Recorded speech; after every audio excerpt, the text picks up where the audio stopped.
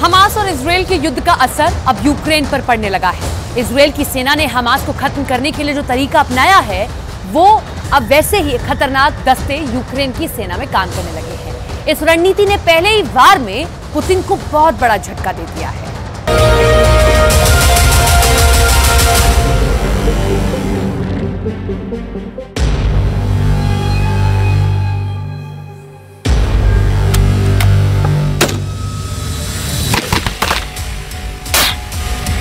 Target set किया, दुश्मन बहुत दूर है और फिर होता है फायर।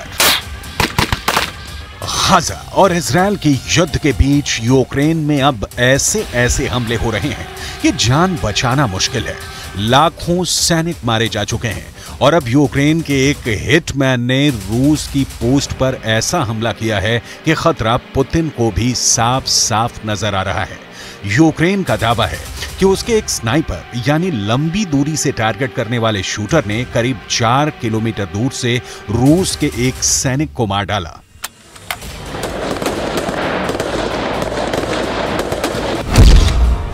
यह स्नाइपर अटैक का वर्ल्ड रिकॉर्ड कहा जा रहा है। यूक्रेन के स्नाइपर ने 3800 मीटर दूर से रूस के फौजी को एक गोली मारकर खत्म कर दिया। 3800 मीटर यानी 12,467 फीट। यूक्रेन के स्नाइपर का यह हिट सबसे लंबी दूरी का क्लीन शॉट कहा जा रहा है। करीब 12,500 फीट दूर खड़े दुश्मन को मार गिराना अब तक ऐसा किसी राइफल से नहीं किया गया है। यूक्रेन के स्नाइपर ने हॉरिजन लॉर्ड नाम की राइफल का इस्तेमाल किया। अब तक इस राइफल से 8,000 फीट का टारगेट मारने का रिकॉर्ड रहा है, लेकिन अब यूक्रेन के स्नाइपर ने इस राइफल से 12,500 फीट का रिकॉर्ड बना दिया है।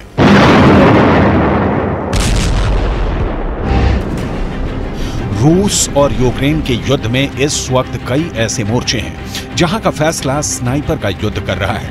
इस सैनिक का नाम क्या है ये नहीं बताया गया, पहचान गुप्त रखी गई।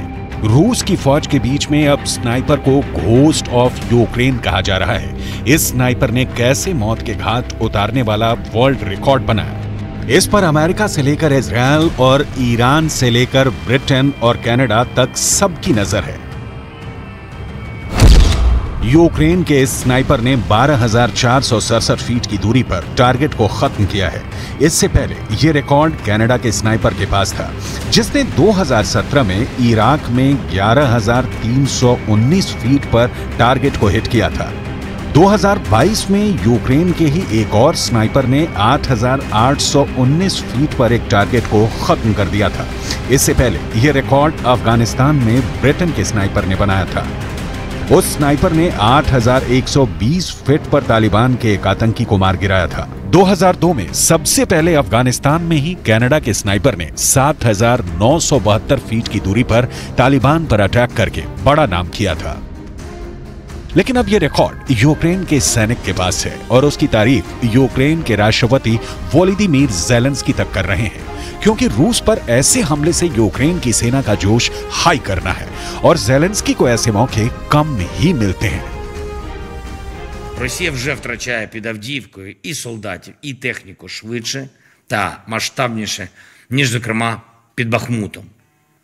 Витримувати цей їхній натиск надзвичайно складно. І кожен наш воїн, який тримає позиції, кожен наш воїн, який виконує бойові завдання, саме там заслуговує на надзвичайну нашу вдячність. जब स्नाइपर फायर आता है यानी स्नाइपर गोली चलती है तो वो गोली कहां से आएगी, गोली किससे टारगेट करेगी, इसके बारे में स्नाइपर के अलावा कोई नहीं जानता। एक स्नाइपर अक्सर 2 सैनिकों की टीम में काम करता है, एक टारगेट को तलाश करके उसे ट्रैक करता है। हालांकि स्नाइपर अकेले भी ऑपरेट करते हैं। ये स्नाइपर 3 और तरह की राइफल इस्तेमाल कर रहा है।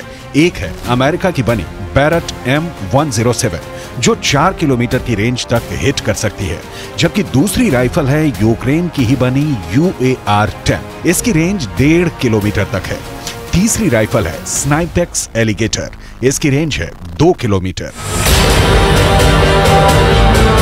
इस लिहाज से देखा जाए तो यूक्रेन के स्नाइपर ने बड़ा कमाल करके दिखाया है, क्योंकि उसने 4 किलोमीटर की रेंज में रूस के सैनिक को मार गिराया। युद्ध में इस फासले तक गोली को सही निशाने पर पहुंचाना बहुत मुश्किल माना जाता है और यह घोस्ट ऑफ यूक्रेन ने करके दिखा दिया है। ऐसा नहीं कि लंबी रेंज की राइफल से लैस स्नाइपर का युद्ध आसान होता है। कई मायनों में ये आम सैनिकों से भी खतरनाक लड़ाई लड़ने का तरीका होता है और यूक्रेन के स्नाइपर ने ये करके दिखा दिया है। Большое чудо, что еще до сих пор живы. Там, где мы были, откуда мы выходили, на самом деле долго не живут. То есть там все это на удачу. Ты можешь в любой момент где угодно оказаться. Даже вот мы сейчас здесь проживаем в поселках, вражеская авиация постоянно скидывает на нас тяжелые ракеты. То есть там у нас дом и есть подвал, где теоретически можно от обстрела спрятаться, но воронки, которые от ракеты остаются, они глубже этого подвала. स्नाइपर राइफल से दुश्मन को मार गिराना ये एक तरह की आर्ट कही जाती है, यानी कला। कई बार तो ऐसा होता है कि एक टारगेट को हिट करने के लिए एक ही पोजीशन पर 16 घंटे जमे रहना पड़ता है। इस दौरान सबसे बड़ी चुनौती ये भी होती है कि रूस की सेना को पता न चल जाए कि यूक्रेन का स्नाइपर घात लगाकर बैठा हुआ है। युद्ध में ऐसे ही हीरो तैयार किए जाते हैं जो बाकी पस्त पड़ी फोर्स का हौसला बढ़ा सके। ये स्नाइपर भी यूक्रेन की इसी कोशिश का हिस्सा नजर आता है।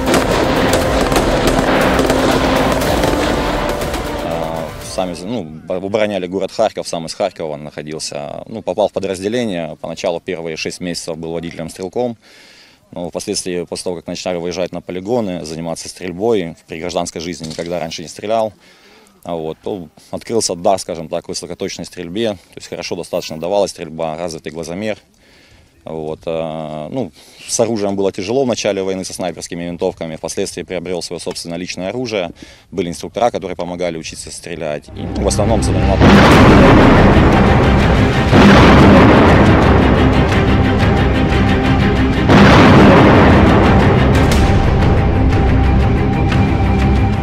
यूक्रेन का इस युद्ध में एक बड़ा मकसद रहा है कि कैसे स्नाइपर अटैक के जरिए रूस के बड़े बड़े कमांडरों को खत्म किया जाए। ऐसा यूक्रेन की सेना ने करके भी दिखाया है, क्योंकि रूस के कई जनरल स्नाइपर अटैक में ही खत्म किए गए हैं और इसकी वजह से पुतिन को भी बहुत शर्मिंदगी उठानी पड़ी है। जमीन पर यूक्रेन की सेना बहुत ही छुपे हुए हमले कर रही है। इसकी बहुत बड़ी मिसाल बखमूत का एक स्नाइपर बन चुका है। यूक्रेन के स्नाइपर का खौफ बहुत ज्यादा है। रूस की आर्मी बखमूत में उन बचे खुचे इलाकों में जाने से डर रही है जहां ये स्नाइपर एक्टिव है। ये छुप कर हमला करता है, गिली सूट पहनकर हमला करता है। गिली सूट यानी ऐसा सूट जो आसपास के माहौल में स्नाइपर को छुपाने में मदद करे। यूक्रेन का ये स्नाइपर 113 रशियन सैनिकों की जान ले चुका है। 113 बहुत बड़ा आंकड़ा है। समझिए, रूस की सेना की एक पूरी कंपनी इस अकेले स्नाइपर ने खत्म कर दी है। А вообще на самом деле может занять от месяца и до 3. Если ускоренные курсы и в интенсивном режиме, это месяц. И это мы научим марксмена. Чтобы обучить снайпера, уйдет 2-3 месяца.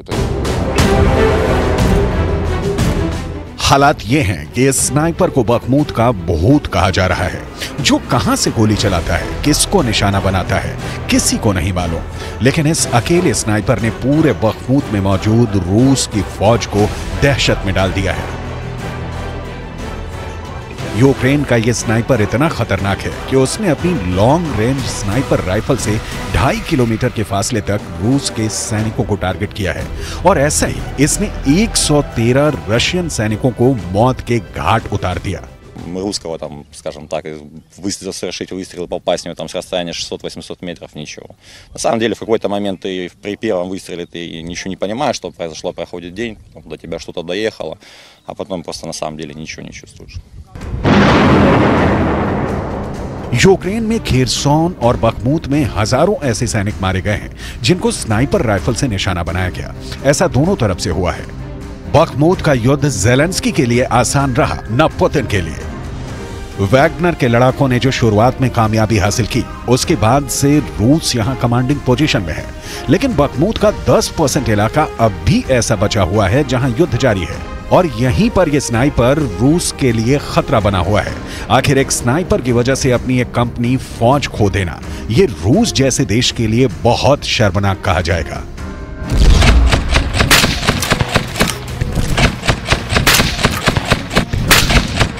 यूक्रेन की फौज की जिस यूनिट में ये स्नाइपर है, उसका दावा है कि पिछले 9 महीने के युद्ध के दौरान उसने और उसकी यूनिट ने मिलकर रूस के 558 सैनिकों को मार डाला है। 558 सैनिक, यानी करीब 1 बटालियन को सिर्फ इसी स्नाइपर और उसकी टीम ने मौत के घाट उतार दिया है। Останній час ми більш працюємо по ночам, тому що вдень мало хто вилазить з окопів, а по ночам супротивник приносить їжу якусь, воду для себе, змінюється. Тож ми беремо тепловізор, виловлюємо їх і стріляємо в них по ночам. Так, дистанції зазвичай великі, але ми справляємось. Це більше кілометра зазвичай. Кілометр 200, кілометр, мабуть, до 1,5 кілометрів. रूस पर सबसे खतरनाक हमले करने वाले स्नाइपर का नाम नहीं बताया जा रहा, क्योंकि इसकी पहचान गुप्त रखकर ही रूस की सेना में दहशत फैलाई जा रही है। इसीलिए इसे बखमूत का भूत भी कहा जा रहा है। इसकी यूनिट का दावा है कि उसने रूस के कई हाई प्रोफाइल अफसरों को स्नाइपर हमले में ही मार गिराया है। जब भी कोई कर्नल या उससे ऊपर जनरल रैंक तक का अफसर इलाके में होता है, तो ये स्नाइपर टीम एक्टिव हो जाती है और उसके करीब पहुंचकर उसे मारने की पूरी कोशिश की जाती है। फिलहाल यूक्रेन और रूस का युद्ध ऐसे दौर में एंटर कर चुका है जहां कुछ मोर्चों पर फैसला 100 या 200 मीटर पर आमने सामने खड़ी फौज कर रही है। सब जानते हैं जीतेगा वही जो जिंदा रहेगा, और जिंदा रहने के लिए दुश्मन को खत्म करना ही होगा। इसके सिवा उनके पास कोई और रास्ता नहीं, क्योंकि ये युद्ध खत्म होता हुआ नजर नहीं आ रहा है।